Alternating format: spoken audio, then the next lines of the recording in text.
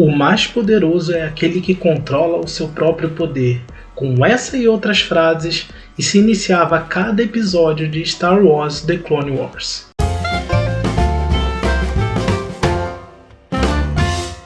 Fala, jovens! Sejam muito bem-vindos de volta ao Pipoca Plus e ao mais um vídeo do quadro versão estendida.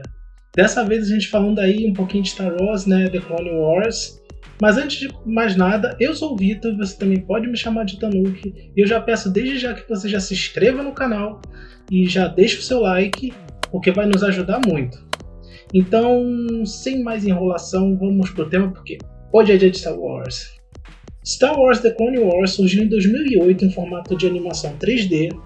E ela é uma série, na época, com uma parceria com o Cartoon Network, né? Surgiu essa série animada. Na verdade, ela foi uma continuação direta do filme Star Wars The Clone Wars, também com esse nome, né? Que foi um filme também em animação 3D, que foi a origem disso. O filme eu acho bem, mais ou menos, né? Bem caidinha assim a história, mas não deixa dele ter sido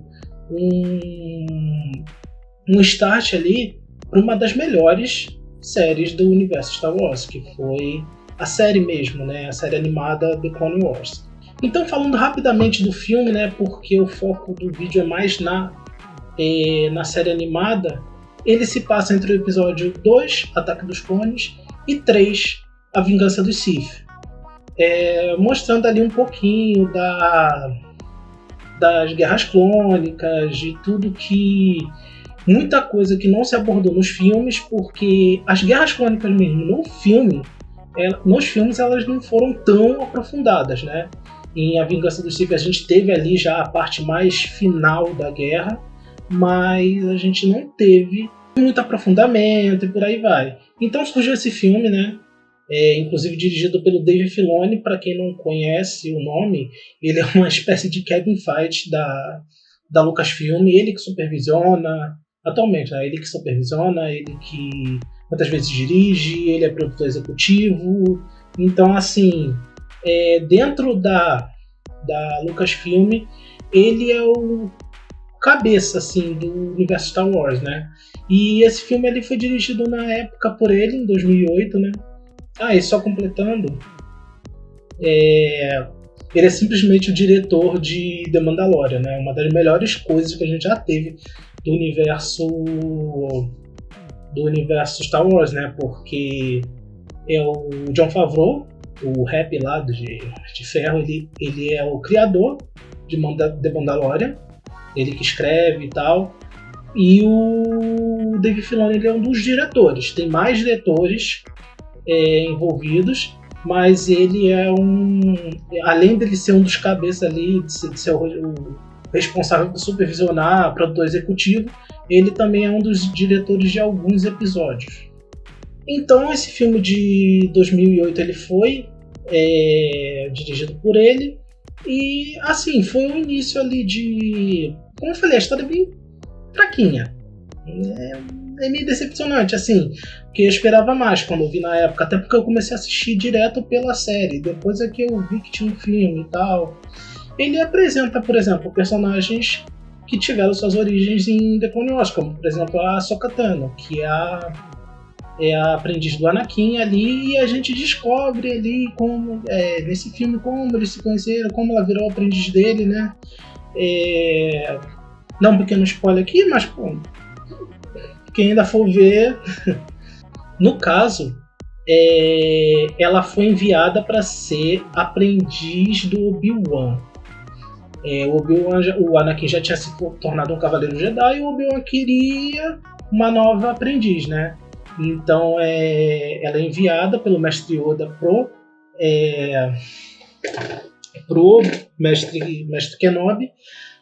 E tipo ali, o Anakin não quer uma aprendiz, mas depois a gente vai descobrindo que tudo me passou de uma artimanha do Mestre Yoda com o Mestre Obi-Wan pra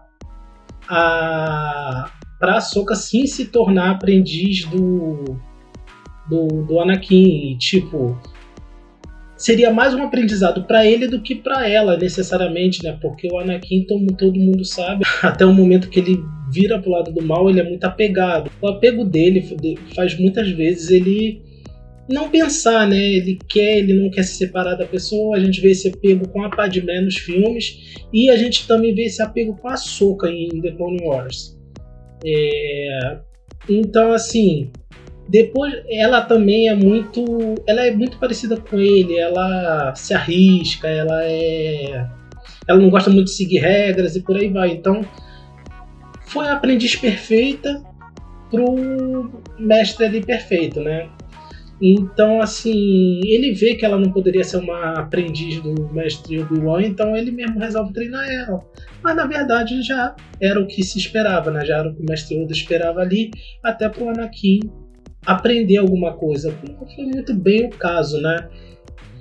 Mas, voltando pro The Clone Wars, a série animada mesmo, cara, é muito interessante porque você vê o aprofundamento, coisas que a gente não vê nos filmes. O aprofundamento nas guerras clônicas, que é algo muito interessante.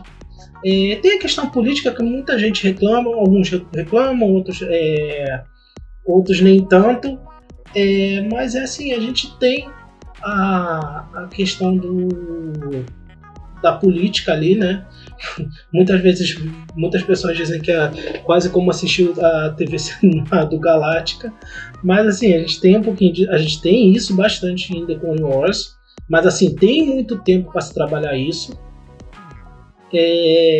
A gente vê um aprofundamento muito grande de alguns personagens que nos filmes eles eram quase coadjuvantes, como por exemplo o Mestre Jedi, que nem coadjuvantes, eram meros figurantes, ali não tinham nem falas, como por exemplo o caso da Mestre Luminara Unduli, como o Mestre Plo Koon, que ele chega a aparecer bastante nos filmes, mas nunca teve uma fala que eu me lembre.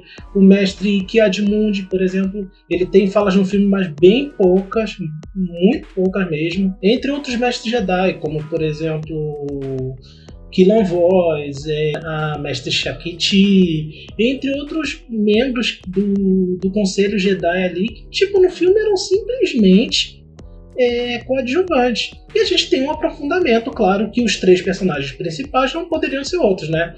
O Obi-Wan Kenobi, o Anakin e a Ahsoka, aprendiz do Anakin. Inclusive, ela tem mais destaque, cara. Se tem uma personagem que surgiu em The Clone Wars, seja na animação, seja em live action, porque ela... Alerta de spoiler. Ela apareceu em The Mandalorian. Então, tipo, cara, a Ahsoka é uma das melhores personagens que já existiu nesse universo. Os 3 são o pilar principal ali, a gente tem um aprofundamento muito grande, a gente vê como o Anakin é apegado, a gente vê como ele é ciumento, por exemplo, a gente vê como tudo que envolve a Padmé, ele tá sempre vigiando, ele é aquele grande apego dele, como o Mestre Yoda tinha medo que ele decaísse por causa desse apego, e foi justamente o que aconteceu no filme, na Vingança do Sith. Esse foi o motivo dele virar o Darth Vader. Foi o grande apego dele, foi isso que o Darth Sidious usou para manipular o Anakin. Então a gente vê isso, a gente vê a relação de amizade entre o Obi-Wan e ele, porque assim, nos filmes claro que tem isso, mas cara, em The Clone Wars é muito mais aprofundado isso. O quanto a gente sente aquela cena do Obi-Wan, tipo, você era meu irmão, eu amava você. Você era o meu irmão, Anakin. Eu amava você. E, tipo, a gente vê isso em The Clone Wars. A gente vê a relação dos dois. A relação dele com a Ahsoka, como ela pegou muito dos traços dele, mas ela pegou muito dos traços benéficos dele. Então, assim, a gente vê isso na sequência em Rebels, a gente vê isso na sequência em The Mandalorian. E provavelmente vai ver na série solo da Ahsoka. Outra coisa que aprofundam bastante em The Clone Wars é a relação com os clones. Os clones nos filmes são meros soldados criados para lutar. Em The Clone Wars não, eles mostram que eles têm sentimentos, eles mostram o quanto eles são leais ao Jedi. Porque eles têm aquele chip inibidor, eles têm um chip inibidor que faz eles seguirem ordens da República, do chanceler, por exemplo. Por isso a Ordem 66, mas a gente vê o quanto muitos deles sofreram, porque eles eram leais a seus generais. Eles eram leais ao Jedi. Então, tipo, muitos deles arrancaram o chip por conta própria ou com ajuda, por exemplo. A gente tem um dos melhores clones ali, que tem os maiores destaques, é o Rex. Que ele servia ao Anakin e a própria Ahsoka, então eles viraram muito amigos. The Clone Wars iniciou muitas tramas que se perpetuam até hoje. Por exemplo, toda a treta que teve com o Mandalore, o planeta Mandalore lá, o povo mandaloriano e o Sabre Negro está se perpetuando até hoje. Por exemplo, a história do Sabre Negro se iniciou em The Clone Wars, passou por Rebels e tá aí em The Mandalorian até hoje. Ou seja, é uma história que começou lá atrás. Você se assistir The Mandalorian direto, aquilo ali você vai entender a série? Vai. Mas se você assistir The Clone Wars e assistir Rebels depois, você entende tudo que tá aprofundado ali. Por exemplo, já acusando, o Fábio ele nunca quis assistir The Clone Wars e Rebels. É animação! É animação, eu queria ver. Tô falando mesmo, tô te aguentando mesmo. Então, assim, cara, depois eu pesquiso e tal, tá, tudo bem. Você vai entender do mesmo jeito, mas, cara, você vendo ali, quanto tempo se passa de The Clone Wars até The Mandalorian. Então, tipo, é uma história muito, muito, muito interessante de você se aprofundar. A série inicialmente ela teve 6 temporadas. Inclusive ela foi cancelada depois da 6ª. Entretanto, na Comic Con de 2018, se eu não me engano, acho que foi 2018, foi anunciada a 7ª e última temporada. A série ser revivida para a 7ª e última temporada para o Disney Plus. Então a gente teve, acho que se eu não me engano, 12 episódios que encerraram a série. Na época que ela teve 6 temporadas e foi finalizada, né? Muitos dos roteiros viraram livros, viraram outros materiais que poderiam estar ali animados, né? Mas infelizmente a gente não teve isso. Inclusive tem o livro do Quillan Vos e tem esse livro aqui, ó. Já vou dar uma de Fábio e ficar mostrando, mas eu recomendo fortemente esse livro aqui, que é baseado em roteiros que nunca foram na parte de roteiro ali que depois ele foi animar, que se passa no Cerco de Mandalore. É o livro solo da Ahsoka, se passa ali desde o Cerco de Mandalore até perto do início de Rebels. Então, assim, eu indico fortemente esse livro, porque ele é muito bom mesmo. Assim, depois que a série voltou, não poderia ser outra coisa senão eles mostrarem esse Cerco de Mandalore, que foi o destaque da 7ª temporada.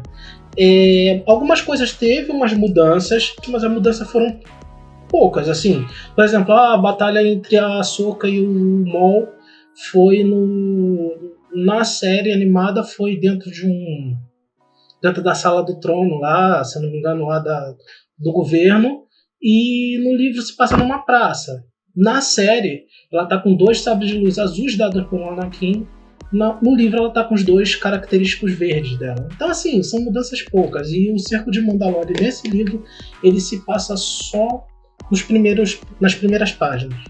Depois conta tudo sobre a vida da Ahsoka, fugindo da Ordem 66, fugindo do Império recém-instaurado. Então, assim, indico fortemente quem puder ler esse livro, porque é muito, muito bom. Falando um pouquinho da dublagem,